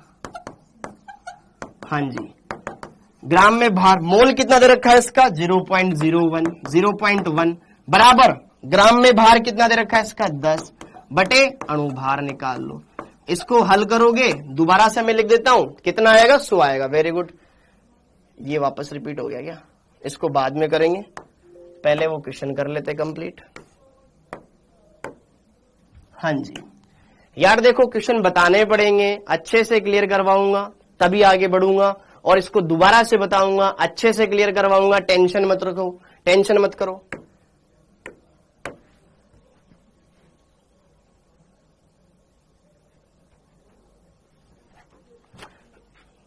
अरे बिल्कुल यार, वो क्वेश्चन होएगा, टेंशन मत लो तुम, लेकिन अगर उसको समझोगे नहीं। देखो मेरी भाई, इस क्लास में 11th से 12th मूविंग वाला स्टूडेंट भी है, ड्रॉपर स्टूडेंट भी है। तो जो ड्रॉपर है वो तो ऑलरेडी सब कुछ जानते हैं, मैं भी जानता हूं, ठीक है, लेकिन इस क्लास में 10th से 11th मूविंग वाला स्टूडेंट भी है, तो उसको भी मुझे समझाना पड़ेगा। अगर आप मेरे जगह पर यहां होते तो तब तुम्हें पता चलता कि यार एक क्लास में दोनों तरह के स्टूडेंट को कैसे हैंडल किया जाता है। अगर ये कैलकुलेशन में डायरेक्ट बता दूंगा, कोई टाइम नहीं लगेगा मुझे। एक क्लास में दोनों तरह के स्टूडेंट है, अगर ये कैलकुलेशन में डायरेक्ट बता दूंगा तो वो तो उड़ जाएंगे, तुम कर लोगे। समझ में आ रहा है? दोनों तरह के बच्चों को मेरे को लेकर चलना है यार। एक हाथ में 5 उंगलियां, मैं किसी एक को क्यों काटूं? मेरे 5 काम की आने वाली है, समझो इस बात को। हाँ जी, तो यहां पर अतः यहां पर अणुभार, अब मैं अणुभार निकालूंगा बेटा, तो 0.1 को डिवाइड में भेज दूं क्या? तो 10 बटे 0.1 कितना हो गया? 100 ग्राम। यहां पर अणुभार बराबर कितना आ गया? 100 ग्राम आ गया। मतलब हमारे पास अणुभार आ चुका है 100 ग्राम। अणुभार कितना आ चुका है 100 ग्राम हमारे पास। इस जो भी अणु था वो हमारे पास, अतः B2A का अणुभार कितना आया बेटा 100 ग्राम आ चुका है। अब जरा देखो ध्यान से, अणुभार क्या होता है? परमाणुओं के भारों का योग होता है। अणुभार क्या होता है? परमाणुओं के भारों का योग होता है। अणुभार क्या होता है? परमाणुओं के भारों का योग होता है। अब बहुत सारे बच्चे बोल रहे होंगे 0.10 था, तो 0.1 लिखो बेटा या 0.10 लिखो, बात एक ही है। 0.1 लिखो या 0.10 लिखो, बात एक ही है। 0.1 लिखो या 0.10 लिखो, बात एक ही है, कोई फर्क नहीं पड़ता उससे, आंसर तब भी यही आएगा। अब हमें यह पता चल गया कि यार इस अणु का परमाणु भार, इस अणु का अणुभार पता चल गया, इसका अणुभार पता चल गया। अणुभार किसके बराबर होता है? परमाणु भारों के योग के बराबर, परमाणु भार के योग के बराबर। इसमें A 3 है, B 2 परमाणु है, तो इनकी संख्या गुणा इनका परमाणु भार इसके बराबर आ जाएगा। देखो जरा, अब देखो ध्यान से, यहां तक कितना क्लियर हो गया? अब B2A3 के लिए इतना क्लियर हो गया। चूंकि ये चीज भी लिख लो, अणुभार परमाणुओं के भारों का योग होता है। भारों का योग होता है, टेंशन मत लो बेटा, टेंशन मत लो, ठीक है। अणुभार परमाणु भारों का योग होता है, तो इसके लिए अणुभार कितना आया? अणुभार आया गुरुजी 180, जो कि किसके बराबर होगा? यहां पर 3 तो A है, 3 इंटू A का परमाणु भार प्लस 2 गुणा B का परमाणु भार, B का परमाणु भार, ऐसे बराबर 180 आया कि नहीं आया? A का परमाणु भार मैंने क्या माना था? X, तो 3 इंटू X, 2 B का क्या माना था? Y, बराबर 180। भाई सबको आता है, इनको भी आएगा, इसलिए इनको मैं बताना चाहता हूं, ठीक है। यह समीकरण कैसे आई, ये समझ में आई बेटा? आपको यह एक अणु दे रखा था जिसके तुम्हें मोल और ग्राम में भार दे रखा था, जिसके तुम्हें मोल और ग्राम में भार दे रखे थे, जिसके तुम्हें मोल और ग्राम में भार दे रखे थे। ओके, आपको यहां पर क्या देखना था? आपको इसके मोल दे रखे थे कि भैया इस अणु के इतने मोल है और इसका ग्राम में भार इतना है, तो उससे हमने अणुभार निकाल लिया। वो अणुभार कितना आया था? 180। कितना आया था? 180। अब 180 अणुभार तो है, लेकिन अणुभार की परिभाषा क्या बोलती है कि अणुभार परमाणुओं के भारों के योग के बराबर होता है। तो 3 A थे, 3 इंटू A का परमाणु भार प्लस 2 गुणा B का परमाणु भार, वही तो अणुभार के बराबर होएगा। तो यहां पर हमारे पास एक समीकरण निकल गई, क्या कि 3x + 2y बराबर 180। ये x कहां से आया? ये हमने माना है। क्यों माना है? क्योंकि वो हमें ज्ञात करना है, ठीक है। यहां पर y b के लिए, तो पहली समीकरण आ गई। इसी तरीके से इसी प्रकार B2A के लिए, B2A के लिए क्या करेंगे भैया? A कितना है? 1 है। B कितने? 2 है। A का परमाणु भार प्लस 2 गुणा क्योंकि 2 B है, B का परमाणु भार। इतना बेसिक लेवल पे जाकर के मेरे को सोल्व करना पड़ रहा है। ये किसके बराबर आएगा? कितना आया था? 100 ग्राम। 100 ग्राम के ये बराबर आ गया। आ गया बेटा? आ गया। तो A का परमाणु भार मैंने x माना था, यहां पर 2, B का परमाणु भार y माना था, बराबर ये 100 आ गया। ये समीकरण नंबर 2 आ गया। समीकरण 1 और 2 से x और y के मान निकालेंगे, वही अपने इनके परमाणु भार आएंगे, क्योंकि यही हमें पूछा गया था। क्वेश्चन में ये पूछा था A और B के परमाणु भार कितने होंगे, तो हमने सिर्फ यह करा है, पहले हमने अणु भार ज्ञात करा, दोनों के लिए अणु भार ज्ञात करा, और अणु भार कहीं ना कहीं परमाणु भारों का योग होता है, उससे हमने 2 समीकरणें प्राप्त कर ली, ये और ये। तो समीकरण 1 और 2 को हमें ढंग से देखना है, हल करना है, मान आ जाएगा। क्या बोलती है, समझ में आया पब्लिक? अब यहां पे जरा देखो, ये चीजें क्लियर हो गई है।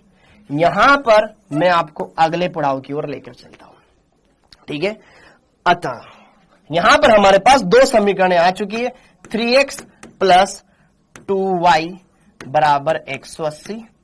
दूसरी समीकरण ये आ चुकी है, x प्लस 2y बराबर कितना, 100। यही है जो कि एक बार देखने में हो जाती है यहां पे। हाँ, 2y 3x प्लस 2y बराबर 180, ये x प्लस 2y बराबर 100। अब इनको हल करना है, ठीक है। ये समीकरण नंबर 1 थी, समीकरण नंबर 2 थी। अगर इनको घटा दें, आपस में घटा दें, तो यहां पे लिखा मैंने घटाने पर। समान राशि में से घटेगी, तो 3x minus x, 2x 2y minus 2y, ये 180 माइनस 100। तो आपको क्या करना है, 2x में से x गया तो क्या बचा, 2x में से 1x चला गया तो क्या बच जाएगा, 2x बच जाएगा। 3x में से x चला गया तो क्या बच जाएगा, 2x बच जाएगा। ये 2y, ये माइनस 2y कैंसिल हो गया। 180 में से 100 गए तो कितने बच गए, 80 बच गए। तो x का मान निकालना है, 80/2 हो जाएगा। कितना आ जाएगा बेटा, 40 आ जाएगा। x बराबर 40, तो x किसका मान था, a का परमाणु भार आ गया 40। बहुत सिंपल क्वेश्चन था, बहुत सिंपल क्वेश्चन था, यकीन मानो। x का मान उठा करके किसी भी एक समीकरण में रख दो, वहां से आपका y का मान आ जाएगा। x का मान समीकरण 2 में रखने पर, 2 में रखने पर, समीकरण 2 क्या थी, ये थी भाई। x की जगह क्या रख दूं, 40 रख दूं, तो ये 2y बराबर 100 आ गया। तो यहां पर 2y 100 उधर जाएगा, 40 उधर जाएगा, तो 100 माइनस 40 कितना हो जाएगा, 60, ठीक है। तो यहां पे कितना आ जाएगा, ये 30, y बराबर आ जाएगा 30। तो यहां पर आपको करना सिर्फ इतना सा था कि a और b का परमाणु भार ज्ञात करना था, जो कि आसानी से कर सकते थे। मैंने यहां पर आपको इतना अच्छे तरीके से इसलिए बताया है क्योंकि इस क्लास में वापस से मैं बता दूं 10th से 11th मूविंग वाले बच्चे भी हैं, ठीक है, ओके। और 11th से 12th वाले बच्चे भी, जिनको कैलकुलेशन इतनी नहीं आती हो, ये ड्रॉपर बच्चे भी है। तो बात यहां पर आकर के थोड़ी बदल सी जाती है, इसलिए अदरवाइज मेरे को इस क्वेश्चन को करवाना ही नहीं चाहिए था। पहली बात तो मैं ही बता दूं, ठीक है। तो यहां पर कितना आया, a का परमाणु भार तो आया, तो a का परमाणु भार आया 40 और b का आया बेटा 30। इतना सा था ये क्वेश्चन, ओके। अच्छे समझ में आ गया होगा, नहीं आया दोबारा आप देखें, दोबारा कोशिश करें, अच्छे से कर सकते हैं। और अगर किसी को फिर भी नहीं आया तो आप मुझे इंस्टाग्राम पर मैसेज कर सकते हैं, वहां पर मैं आपको बता दूंगा। अब ये वही क्वेश्चन रिपीट हो गया। हाँ जी, अब हम पढ़ रहे थे अणुभार और वाष्प दाब में संबंध क्या है, वाष्प घनत्व में संबंध क्या होता है। हेडिंग डाल लो बेटा, ये टॉपिक हेडिंग डाल लीजिए, ये टॉपिक अणुभार एवं वाष्प घनत्व में संबंध, ठीक है। अणुभार एवं वाष्प घनत्व में संबंध क्या हो सकता है, आइए चलिए यहां पर हम बात करें। तो आओ बात करें वाष्प घनत्व होता क्या है। देखो, सबसे पहले वाष्प घनत्व, वेपर डेंसिटी इसे बोला जाता है, शॉर्ट में V.D हम बोलेंगे। वाष्प घनत्व होता क्या है, ठीक है। वाष्प घनत्व की बेटा एक मेन डेफिनेशन ये होती है कि यह एक अनुपात होता है। यह क्या होता है, एक अनुपात। किस किस का, मान लो मेरे पास कोई एक गैस ये है, कोई गैस A है, A कोई यहां पर इसमें गैस भरी हुई है, ओके। इस गैस का जो भी घनत्व होगा, घनत्व ज्ञात करने का सूत्र क्या होता है, द्रव्यमान बटे आयतन। तो इसका कुछ ना कुछ घनत्व रहा होगा, हमें एक संबंध समझना है जिसको हमें आगे बढ़ाना है, और दैट्स इट, इतना सा काफी है हमारे लिए, ठीक है। लेकिन मैं तुम्हें बता दूं वाष्प घनत्व की परिभाषा क्या होती है। वाष्प घनत्व क्या होता है कि समान ताप एवं दाब पर किसी गैस का घनत्व अपॉन हाइड्रोजन गैस का घनत्व का अनुपात कहलाता है वाष्प घनत्व। ये तुम्हारे कभी परिभाषा आ जाए तो काम आ जाएगा, डायरेक्ट हमें रिजल्ट ध्यान रखना है, ओके। तो यहां पर जरा देखो वाष्प घनत्व और अणुभार में क्या संबंध होता है। उससे पहले एक यहां पर एक चीज हम सीखते हैं, परिभाषा, ठीक है। वो क्या है? समान ताप एवं दाब पर किसी गैस का घनत्व एवं H2 गैस के घनत्व का अनुपात ही वाष्प घनत्व कहलाता है। वाष्प घनत्व कहलाता है। ये वाष्प घनत्व का परिभाषा होता है, डेफिनेशन होती है। तो वेपर डेंसिटी, वाष्प घनत्व,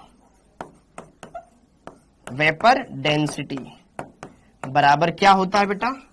किसी गैस का घनत्व, किसी गैस का घनत्व बटे में आ जाएगा क्या? किसी गैस का घनत्व बटे में क्या आ जाएगा? ऊपर है किसी गैस का घनत्व बटे H2 गैस का घनत्व, H2 गैस का घनत्व। अब यहां पर हम इसको डायरेक्ट लिखेंगे, क्यों? क्योंकि अभी हमने आदर्श गैस समीकरण नहीं पढ़ी है। PV बराबर nRT से ये चीज हल होती है, और उस चीज को हल करने के बाद यहां पर एक रिश्ता आता है, बस हमें वो रिश्ता ध्यान रखना है, जो कि क्या होता है? सिंपल गैस का अणुभार, किसी भी गैस का अणुभार डिवाइड में 2/2, अणुभार का आधा वाष्प घनत्व के बराबर होता है। क्या ध्यान रखना है हमें यह ध्यान रखना है कि वेपर डेंसिटी निकालनी, हमें वाष्प घनत्व निकालना है। हिंदी में लिख देता हूं, वाष्प घनत्व निकालना है, वाष्प घनत्व निकालना है। तो ये वाष्प घनत्व कैसे निकलेगा? अणुभार का आधा, अणुभार का आधा कर देंगे, हम वाष्प घनत्व ज्ञात कर सकते हैं।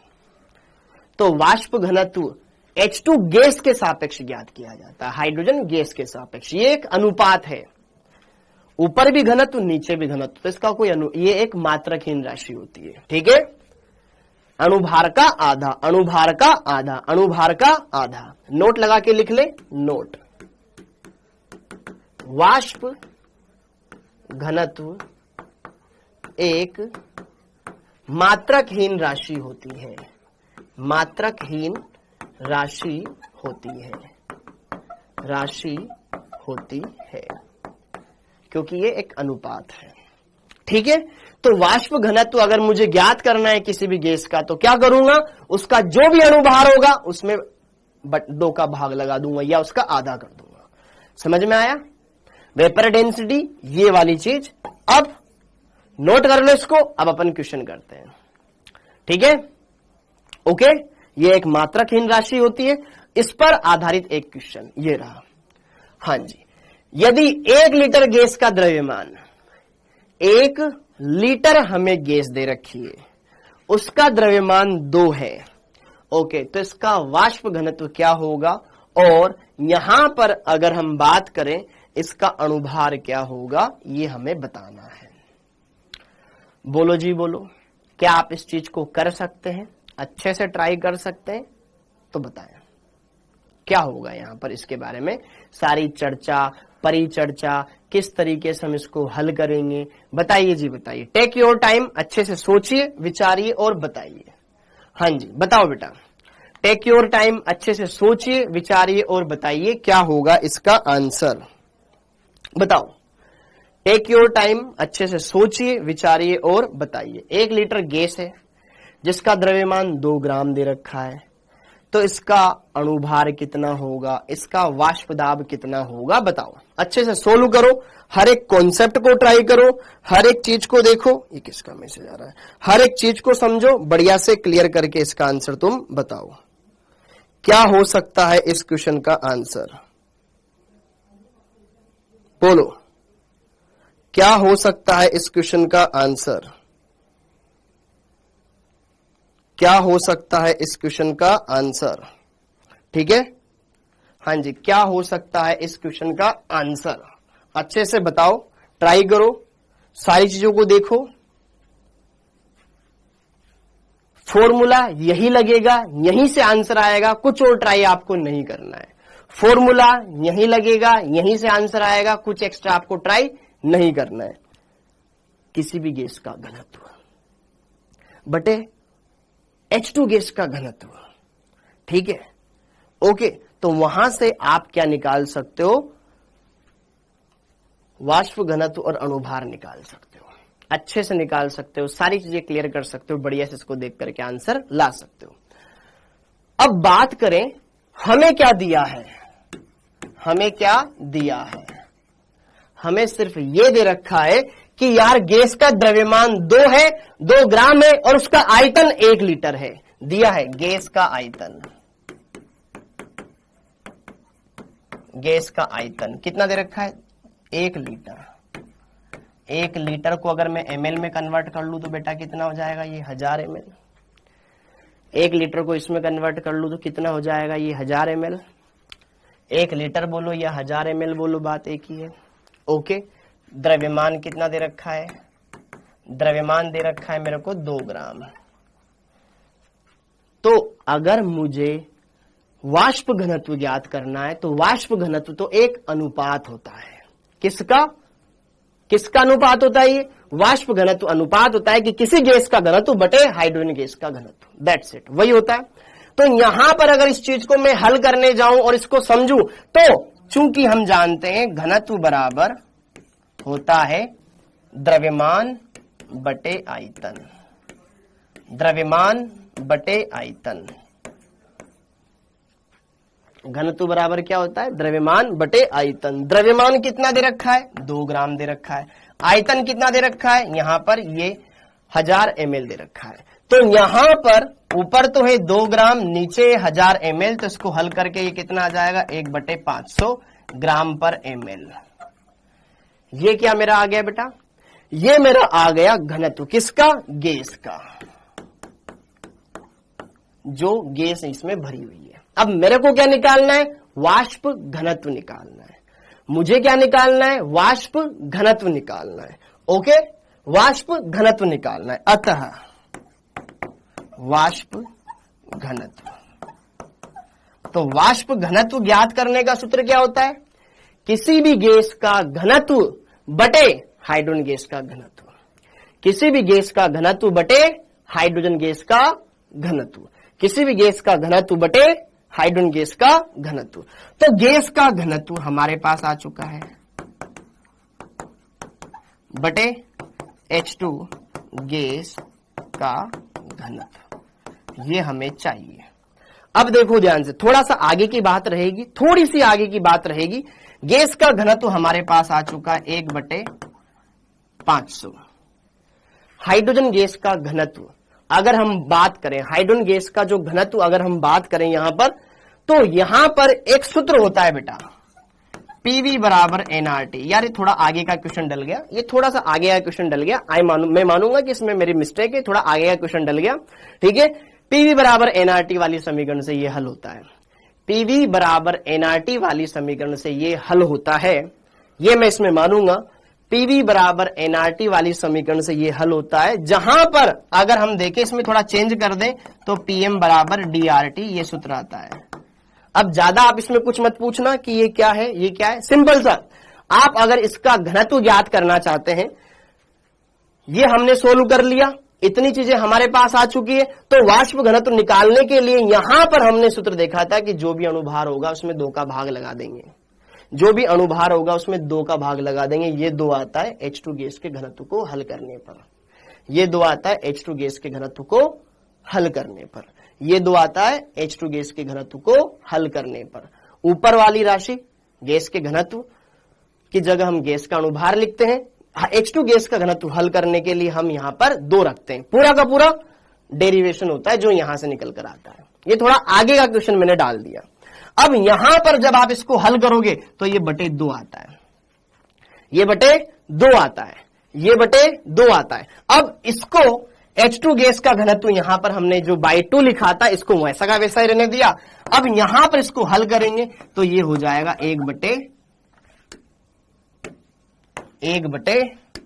यार ये आगे का क्वेश्चन डल गया, 500 गुणा 2 ये हो जाएगा 1/1000, 1/1000 ये आएगा आपका वाष्प घनत्व। और वाष्प घनत्व का दुगना आपका आ जाएगा अणुभार। ये आ गया तुम्हारे पास 1/1000 वाष्प घनत्व।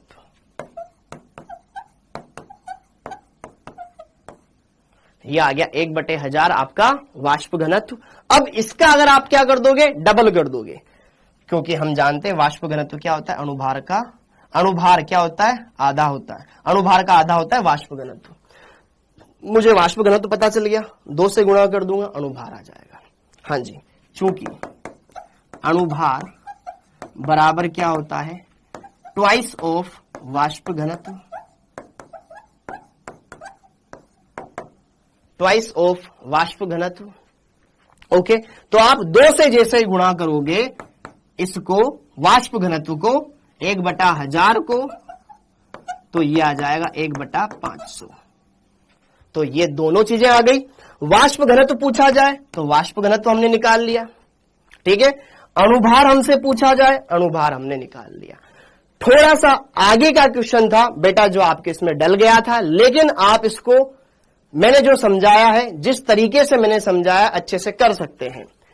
हम दोबारा से क्वेश्चन पढ़ देता हूं, मैं दोबारा से क्वेश्चन आपको बता देता हूं। थोड़ी सी अगर प्रॉब्लम होगी तो अपन उसको सॉर्ट आउट करेंगे, बढ़िया से करेंगे।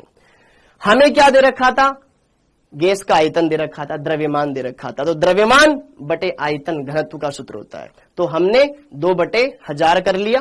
तो यहां पर हमने आयतन घनत्व निकाल लिया, किसका, गैस का घनत्व। गैस का घनत्व बटे H2 गैस का घनत्व, यहां से निकल कर आता है हमारा वाष्प घनत्व। तो गैस का घनत्व कितना, 1/500, 1/500 ये आया।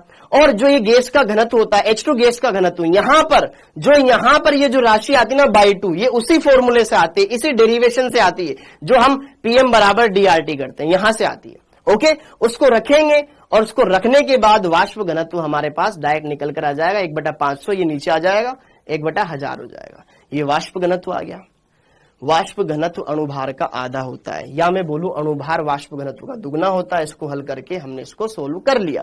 अणुभार की इकाई ग्राम लग जाएगी और वाष्प घनत्व की कोई इकाई नहीं होती है।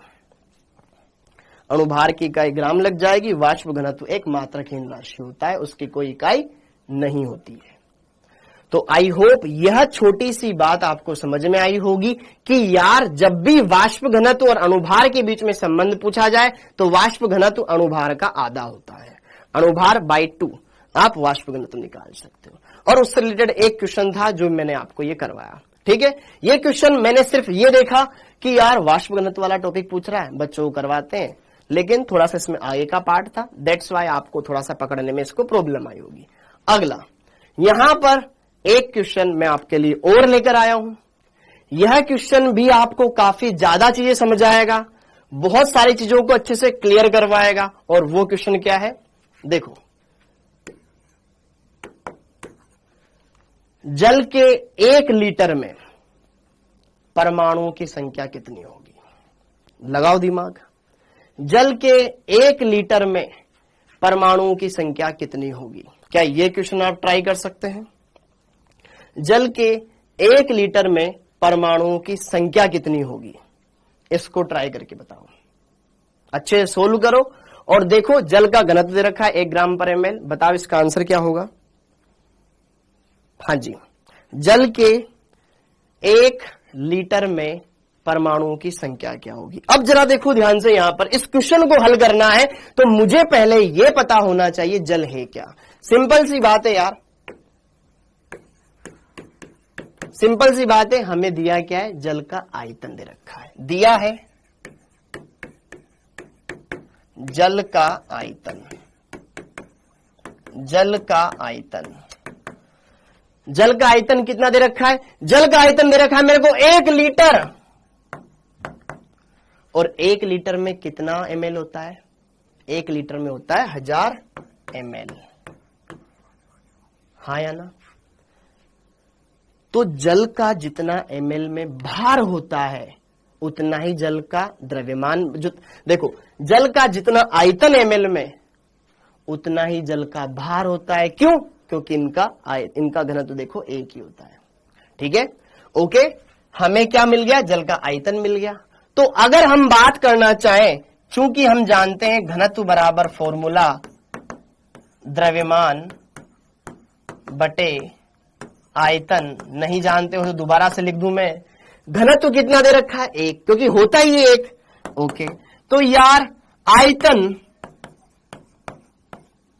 द्रव्यमान बटे आयतन का अनुपात ये है, अर्थात मतलब जल का द्रव्यमान बराबर जल का आयतन होता है। यह बात आप जानते हो, दोबारा से मैंने बता दी है। ओके, अतः जल का भार भी कितना हो गया 1000 ml की जगह सिर्फ ग्राम हो जाएगा। तो जल का भार पता चल गया। अब मैं क्या करूं? अब मुझे यह करना चाहिए कि मुझे परमाणु की संख्या याद करनी है। जल मतलब H2O, H2O के अंदर परमाणु है, हाइड्रोजन है, ऑक्सीजन है। तो मुझे क्या चाहिए कि जल का भार मुझे मिल चुका है, मुझे पहले मोल ज्ञात करने चाहिए। अतः H2O के मोल, H2O के मोल। अब मोल ज्ञात करने का सूत्र क्या होता है? ग्राम में भार बटे अणुभार H2O का, ग्राम में भार बटे अणुभार। बोलो यार, ग्राम में भार बटे अणुभार। क्लियर हो गया? अच्छा, एक बात मैं आपको ये क्लियरिफाई करवा दूं यार, एक बात मैं आपको क्लियरिफाई करवा दूं कि आप अच्छे से एकदम सही जगह पर है, कोई भी इधर उधर की बातों में ना आए। एक दो के मैंने कमेंट्स देखे, तो उनके कमेंट्स की वजह से कहीं ना कहीं क्लास का फ्लो थोड़ा सा जो बिगड़ता है ना, उसी की नतीजा है कि कुछ चीजें थोड़ी ऊपर नीचे हुई है। लेकिन मैं आपको यह कह दूं, आप एकदम बिल्कुल सही जगह पर है, सही प्लेटफॉर्म पर है। अपने आप पर कभी सेल्फ डाउट ना करें, कहीं पर भी कंटेंट में कोई डाउट ना करे, बेस्ट से बेस्ट रहेगा। ठीक है? ओके, एक दो के मैंने कमेंट्स देखे, इस वजह से मैं बोल रहा हूं। ओके, तो आपको परेशान होने की जरूरत नहीं है। बेस्ट से बेस्ट जैसा हमने पहले पढ़ाया है, बेस्ट से बेस्ट कंटेंट आपको वापस से हम डिलीवर कर रहे हैं, बढ़िया से बढ़िया हम कर रहे हैं। तो आपको घबराने की जरूरत बिल्कुल भी नहीं है, बस थोड़ा सा पेशेंस रखना है, थोड़ा सा पेशेंस रखना है। थोड़ा सा टाइम लगेगा चीजों को होने में, लेकिन आप अच्छी तरीके से कर पाएंगे। तो हमने यहां पर हमें ग्राम में भार पता चल गया, अणुभार किसका? जल का। हमारे पास कितना होता है? ग्राम में भार कितना होता है बेटा? 1000। अणुभार कितना होता है हमारे पास? 18। इसको हल करना पड़ेगा। इसको जैसे ही हल करोगे ये राशि निकल कर आएगी बेटा 55.55 मोल। ये क्या आ गया मेरे पास? H2O के कुल मोल आ गए जो 1 लीटर जल में उपस्थित है। अगर मेरे पास 1 लीटर पानी की बोतल है, मेरे पास मान लो ये 1 लीटर पानी की बोतल है, इस 1 लीटर पानी की बोतल में जल के इतने सारे मोल उपस्थित है। 55.55 मोल है जल H2O। अब हमें क्या करना है? परमाणु ज्ञात करने हैं। तो पहले मैं अणु ज्ञात कर लूं। तो जितने मोल आएंगे उसको अगर मैं Na से गुणा कर दूंगा तो 55.55 इंटू Na, क्या मेरे पास H2O अणु आ जाएंगे।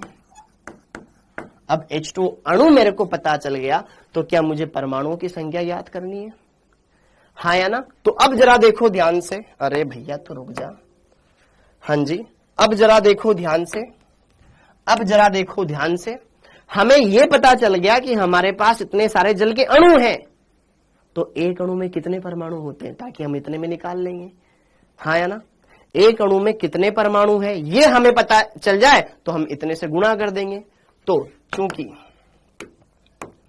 चूंकि परमाणुकता कितनी है? 3 है, क्योंकि एक H2O अणु में 2 हाइड्रोजन है, 1 ऑक्सीजन है, टोटल 3 परमाणु है। कितने परमाणु है? 3 परमाणु है। अतः कुल H2O में परमाणुओं की संख्या, परमाणुओं की संख्या कितने सारे हो जाएंगे बेटा? कुल H2O में जितने भी परमाणु हैं उनकी संख्या अगर मुझे ज्ञात करनी है तो क्या मैं 3 से मल्टीप्लाई कर दूं क्या? हाँ या ना? हमारे पास इतने सारे अणु थे, एक अणु में 3 परमाणु हैं, तो क्या 3 इंटू 55.55 कर दें, इतने सारे क्या आ जाएंगे? टोटल परमाणु आ जाएंगे। इतने सारे क्या आ जाएंगे हमारे पास? परमाणु आ जाएंगे। बस इस वैल्यू को सोल्व करना है और आंसर अपने सामने आ जाएगा।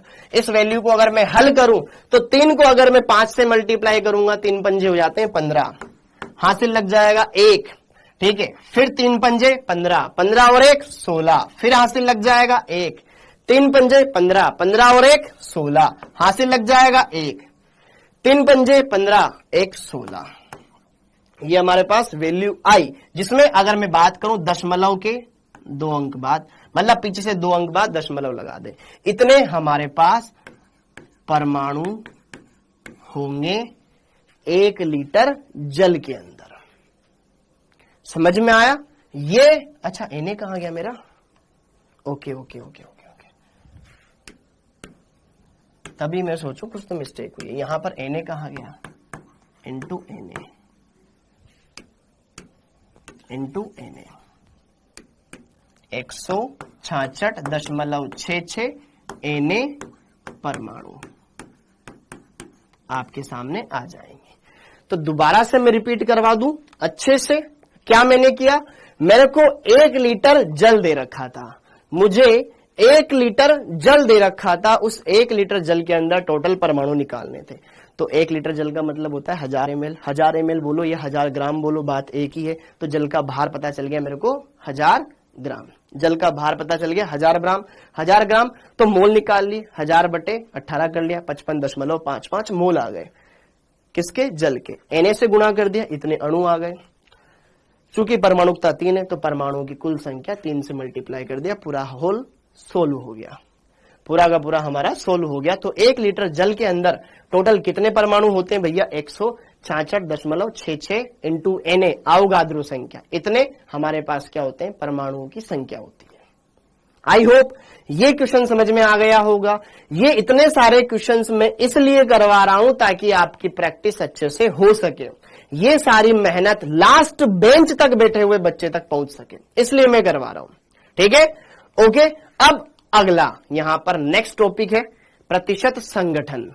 प्रतिशत संगठन, ओके, उस टॉपिक को भी हम देखेंगे, बढ़िया से उसको हल करेंगे, ठीक, जो कि है आपका प्रतिशत संगठन। अब प्रतिशत संगठन कैसे निकालते हैं यार? अगर मैं बात करूं, जैसे कि आपके बोर्ड एग्जाम का पेपर हुआ, बोर्ड एग्जाम का पेपर हुआ, जैसे कि बोर्ड एग्जाम में आपने फिजिक्स का पेपर दिया होगा, केमिस्ट्री का पेपर दिया होगा, बायोलॉजी का दिया होगा, इंग्लिश का दिया होगा, हिंदी का पेपर दिया होगा, ठीक है। तो अगर मुझे एक सब्जेक्ट का परसेंटेज निकालना है, या फिर मान लो ये 5 प्लेयर है एक टीम के, ये एक टीम के 5 प्लेयर है, ओके, और आपको बताना है एक प्लेयर का कितना योगदान रहा, तो हम क्या करते हैं? अनुकूल बटा कुल करते हैं, अनुकूल बटा कुल। तो प्रतिशत संगठन ज्ञात करने का भी सिर्फ ऐसा ही एक सिंपल सा फॉर्मूला है जो आपको लगाना है कि अगर मेरे को ये पता करना है कि ग्लूकोज का सूत्र है C6H12O6, तो इसमें ग्लूकोज में कार्बन का अमाउंट कितना है, हाइड्रोजन का अमाउंट कितना है, ऑक्सीजन का कितना अमाउंट इसके अंदर प्रेजेंट है, इसकी कितनी प्रतिशत मात्रा प्रेजेंट है, तो उसके लिए एक सिंपल सा फॉर्मूला होता है, वो हम लगाएंगे, आंसर निकाल लेंगे। अनुकूल बटा कुल गुणा 100, परसेंटेज निकालने के लिए 100, ओके। तो यहां पर एक सिंपल सा फॉर्मूला होता है जो हमें देखना है और उसको हल करना है, तो प्रतिशत संगठन हम ज्ञात कर सकते हैं। तो यहां पर अगर हम बात करें किसी अणु या यौगिक में परमाणुओं की प्रतिशतता अगर मुझे बतानी है, तो उसका सिंपल सा सूत्र है, परमाणु की प्रतिशतता मुझे बतानी है, तो उसका सिंपल सा फॉर्मूला है बेटा, क्या है कि कितने परमाणु हैं, परमाणुकता गुणा उसका परमाणु भार बटे अणु, तो फिक्स ही है ना, तो कुल क्या आएगा, उसका अणु भार गुणा 100 कर दो, प्रतिशतता निकाल लोगे। ये एक सूत्र है। क्या करना है? एक अणु है, उस एक अणु में जितने भी परमाणु हैं, ठीक है, उन सबका योग करेंगे तो परमाणु भार आ जाएगा। अब मान लो उस अणु में कार्बन 4 है, तो कार्बन की संख्या गुणा 1 कार्बन का परमाणु भार बटे कुल अणु भार इंटू 100 करना पड़ेगा, परसेंटेज हम निकाल सकते हैं। सिंपल सा मेथड है, सिंपल सा फॉर्मूला है, अच्छे से आप इसको सोल्व कर सकते हो। आइए एक क्वेश्चन लेकर के मैं आपको बताता भी हूं। कोई भी यौगिक है उसके अंदर हम प्रतिशतता आराम से ज्ञात कर सकते हैं। प्रतिशतता ज्ञात करने का सिंपल सा सूत्र होता है कि अनुकूल बटा कूल कर दो इंटू 100 कर दो, परसेंटेज निकाल लोगे। देख लो कि यार ऐसे कितने परमाणु हैं उसके अंदर। तो जरा देखो ध्यान से उदाहरण। अगर मैं उदाहरण के तौर पर लेता हूं, जैसे कि ग्लूकोज। ग्लूकोज का फॉर्मूला होता है बेटा C6H12O6। C6H12O6 ये ग्लूकोज का फॉर्मूला होता है। ग्लूकोज के इस सूत्र में हमें यह देखना होगा कि कार्बन की प्रतिशत मात्रा कितनी है, हाइड्रोजन की कितनी है, ऑक्सीजन की कितनी है, कैसे निकालते हैं। सबसे पहले मेरे को पता होना चाहिए अणुभार कितना है इसका। सबसे पहले मुझे यह पता होना चाहिए ग्लूकोज का अणुभार कितना है। तो ये हमारे पास इसके अंदर हमें डील करनी है। तो यार सबसे पहले तो मुझे यह पता होना चाहिए ग्लूकोज का अणुभार कितना होता है। अब ग्लूकोज का अणुभार निकालने के लिए देखो जितने भी परमाणु है उन परमाणुओं के भारों का योग करना पड़ेगा। तो 6 तो कार्बन है, एक कार्बन का भार कितना होता है बेटा, मतलब एक कार्बन का अगर हम बात करें तो कितना होता है 12 होता है। 12 हाइड्रोजन है, एक का कितना होता है 1। 6 ऑक्सीजन है, एक का कितना होता है 16। इसको हल करोगे ये आ जाएगा 180 ग्राम। 180 ग्राम बोले तो अणुभार, ग्लूकोज का अणुभार कितना होता है 180 ग्राम पर मोल। 1 मोल ग्लूकोज का भार इतना होता है। अब 1 मोल में कितना मोल कार्बन का प्रतिशतता है, कितना मोल हाइड्रोजन की प्रतिशतता है, कितनी मोल ऑक्सीजन की प्रतिशतता है, वो हमें ज्ञात करनी। बहुत ही सिंपल मेथड है। ये इतना आया। अब मुझे क्या करना है, अतः या अब प्रतिशतता, परसेंटेज ऑफ कार्बन की प्रतिशतता ज्ञात करनी है। तो कुछ नहीं करना, कार्बन की परमाणुकता कितनी है, कार्बन इसमें 6 है, 6 गुणा 1 परमाणु का भार 12, टोटल कुल अणुभार इंटू 100 कर दिया। तो देखो जरा ध्यान से, 1 0 से 1 0 कट गई, 6 से 18 कट गए 3 बार, 3 से 12 कट गए 4 बार, 4 गुणा 10 ये आ गया 40%। इस अणु में कार्बन है। परसेंटेज निकालने का सूत्र क्या, अनुकूल बटा कूल। टोटल 6 कार्बन है, एक कार्बन का भार 12 था बटा कुल अणुभार कितना था 180 गुणा 100 कर दिया मैंने, कार्बन का परसेंटेज निकाल लिया उस अणु के अंदर। उसी तरीके से परसेंटेज ऑफ हाइड्रोजन की प्रतिशत मात्रा मेरे को ज्ञात करनी है। कुल मात्रा 180 ग्राम, परसेंटेज निकालना है 100 से गुणा करना पड़ेगा। हाइड्रोजन कितने टोटल 12 है, हाइड्रोजन कितने 12 है। एक हाइड्रोजन का भार, 1 मोल हाइड्रोजन का भार 1 ग्राम होता है, ठीक है। ओके, तो यहां पे इसको हल करेंगे। अब वापस वही 1 0 से 1 0 छम देखना जरा, 6 से कटा 2 बार, 6 से कटा 3 बार। ओके, हाँ जी, तो 2/3 गुणा 10 यही बचा 2/3। जब आप इसको हल करते हो बेटा ये आता है 0.666, इस तरह की वैल्यू आती है। इंटू 10 आप जैसे ही करोगे तो ये आ जाएगा 6.66%। इतना क्या है मेरे पास, हाइड्रोजन है इस कंपाउंड में ग्लूकोज के अंदर। सिंपल वे में सोल्व कराया, कोई ज्यादा मैंने आपको इसमें कॉम्प्लेक्स चीजें नहीं बताई है, सिंपल से आसानी से हल करवाया है। इसी प्रकार प्रतिशतता, परसेंटेज ऑफ ऑक्सीजन की प्रतिशत मात्रा डायरेक्ट भी कर सकते हो। कैसे भाई, टोटल पूरा अणु इन तीनों से मिलके बना है कि कार्बन, हाइड्रोजन और ऑक्सीजन। तीनों मिलाकर के 100% है। तो अगर आप ऑक्सीजन की प्रतिशतता निकालना चाहते हो तो 100 में से ये 40 और ये 6 जोड़ करके घटा दो, आप ऑक्सीजन की प्रतिशतता डायरेक्ट ज्ञात कर सकते हो। क्या बोल रहा हूं मैं कि भैया H2O एक अणु है जो कि कार्बन, हाइड्रोजन और ऑक्सीजन के मिलकर बना हुआ है, ऑक्सीजन से मिलकर बना हुआ है। इसमें कार्बन है, ऑक्सीजन है और हाइड्रोजन, तीनों मिलकर बने। कार्बन और हाइड्रोजन के बारे में पता चल गया, तो ऑक्सीजन के बारे में कैलकुलेशन ही क्यों करना, वो तो मैं डायरेक्ट बता सकता हूं। लेकिन आप कैलकुलेशन करके भी देख सकते हो कि ऑक्सीजन कुल कितना है, 180 गुणा 100 कर दिया, परसेंटेज निकाल दिया।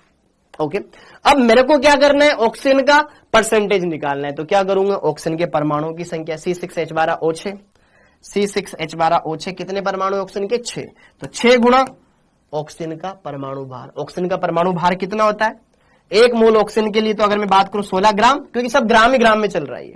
ओके, तो यहां पर अगर हम बात करेंगे तो यार वापस वही 1 0 से 1 0 छम छम, ठीक है।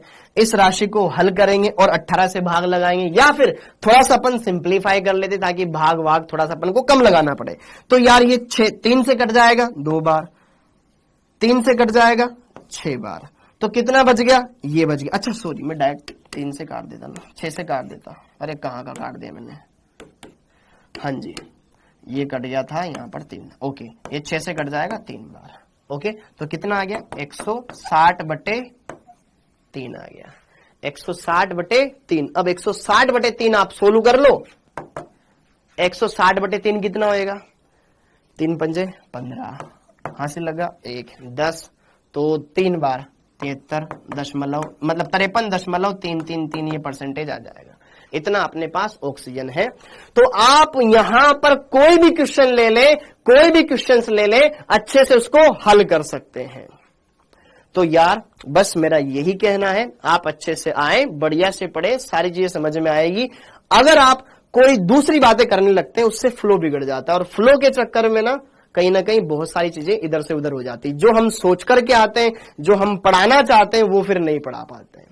तो इसीलिए मैं ये बोल रहा हूं कि आप अच्छे से इत्मीनान से पूरी क्लास देखेंगे, सब कुछ चीजें समझ में आएगी, और हर एक बच्चे के लिए काफी ज्यादा वो किफायती रहेगी, बढ़िया तरीके से उसको वो यूटिलाइज कर सकता है।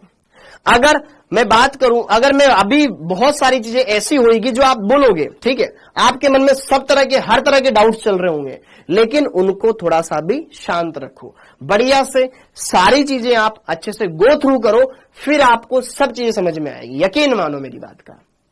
ओके, अच्छे से आप क्लियर करो, चीजों को अच्छे से इत्मीनान से समझो, दोबारा से लेक्चर को देखो। बहुत सारी चीजें ऐसी होती है जिन्होंने अगर पहली बार पढ़ा होगा तो लगेगा उनको कि यार थोड़ा ना मेरे को चमक कम रहा है, मेरे को मोल कॉन्सेप्ट में ना थोड़ी सी चीजें ऊपर नीचे इधर उधर हो रही है।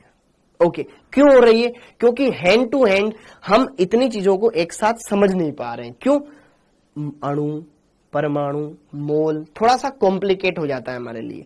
ये ग्राम परमाणु आ गया, ग्राम अणु आ गया, ये चीजें थोड़ी कॉम्प्लेक्स हो जाती है। एक टाइम के बाद थोड़ा सा लगता है कि यार क्या चीजें चल रही है, लेकिन अगर आप इनको टाइम देंगे, अच्छे से लेक्चर्स को रिवाइज करेंगे, तो डेफिनेटली मैं बोल रहा हूं हर एक चीज समझ में आएगी, अच्छे से समझ में आएगी, कहीं पर भी कोई इश्यू नहीं आएगा। हर एक बात को आप अच्छे से क्लियर करते चले जाओगे और आपके डाउट्स धीरे धीरे क्लियर होते जाएंगे। और अगर फिर भी कोई डाउट आता है तो मैंने आपको बोला हुआ है, आप मुझे मैसेज कर सकते हो और वहां पर आप जो भी बात पूछोगे मैं आपके अच्छे से जवाब दूंगा। जैसे कि आज कुछ बच्चों ने मेरे को क्वेश्चन भेजे थे, तो मैं यहां पर लाइव क्लास में लेकर आया हूं और उनको डिस्कस करवाया। ऐसा नहीं है कि इन क्वेश्चंस के आंसर आपको डाउट नट ऐप पर नहीं मिलेंगे, मिलेंगे, बिल्कुल डेफिनेटली मिलेंगे, लेकिन आप फिर भी लेकर आते हो तो आप निराश न हो, इसलिए मैं यहां लेकर आया हूं। लेकिन मैंने आपको फिर भी बोला है कि आप डाउटनट ऐप पर इन सब क्वेश्चंस के आंसर्स देख सकते हो, डेफिनेटली अच्छे से क्लियर कर सकते हो चीजों को। ओके, तो आई होप आपको ये सारी चीजें समझ में आई होगी। थोड़ा सा चीजों को सही तरीके से चलने दे, बढ़िया से होएगा, सब बेस्ट होएगा, अच्छे से आपका सारी बातें क्लियर होगी। बस आपको थोड़ा सा फेथ बनाए रखना है, हर एक बात को अच्छे से क्लियर करना है। हर एक 2 मिनट में, हर 10 सेकंड में आप मैसेज करेंगे, उससे क्या होगा, क्लास का माहौल ही खराब होएगा और कुछ नहीं होने वाला है बेटा। ठीक है, तो इन चीजों को समझो, अच्छे से क्लियर करो, सही वे में आगे बढ़ो, आपको आता है अच्छी बात है, आपको नहीं आता है तो सीखो, आता है तो अच्छी बात है, शांत रहे, माहौल ना बिगाड़े, बाकियों को पढ़ने दे। मैं ये बोल रहा हूं सिर्फ, इससे क्या होगा कि जो फ्लो होता है यार वो बिगड़ता है। ओके, तो आज की क्लास को अपन इतना ही रखेंगे। बात की बात, ये मैं कुछ क्वेश्चंस लेकर आया था, कुछ और प्रैक्टिस मुझे करवानी थी, शायद वो अब कल ही होगी। ठीक है, तो आप सही बच्चों का बहुत बहुत धन्यवाद बेटा, इन सारी चीजों को समझने के लिए, और थोड़ा सा शांति बनाए रखें। ओके, तो अच्छे से सारी चीजें क्लियर करते जाएं, बढ़िया से बढ़िया होएगा, बेस्ट से बेस्ट होएगा। ओके, केमिस्ट्री आपकी बढ़िया होगी, अच्छी होगी, बस आपको थोड़ा सा इत्मीनान रखना पड़ेगा, चीजों को समझना पड़ेगा। मेरे हाथ में 5 उंगलियां हैं, ठीक है, अगर मैं चाहूं ना यार ये छोटी है, काट दूं मैं इसको, ये तो बड़ी है, ये मेरे सारे काम कर देगी, छोटी उंगली क्या काम आएगी? भाई ऐसा नहीं होता है। ठीक है, क्लास में आगे वाला बच्चा और लास्ट बेंच में बैठा हुआ बच्चा सब मेरे लिए बराबर है, तो मुझे सबको बराबर पढ़ाना पड़ेगा। और अगर आप बीच में ऐसी कोई बात बोलते हो तो वो कहीं ना हमारा फ्लो बिगाड़ती है। तो इसलिए कहीं ना कहीं मैं आपसे बोलूंगा, अगर जिनको आता है तो थोड़ा सा आप शांति बनाए रखें, आप रिकॉर्डेड क्लास में आ जाएं, सबसे बेस्ट रहेगा। कोई बच्चा ऐसा है जिसने ऑलरेडी सब कुछ पढ़ा हुआ है, तो मैं उनको बोल दूं आप रिकॉर्डेड क्लास देख लिया करो। उससे क्या होगा, आप उन्हीं चीजों पर फोकस बनाए रखोगे जो आपको पढ़नी है, टाइम आपका बच रहा है। ओके, तो सारी चीजें क्लियर हो गई। इसी के साथ आप सभी बच्चों का बहुत बहुत धन्यवाद। जय हिंद। थैंक यू बेटा।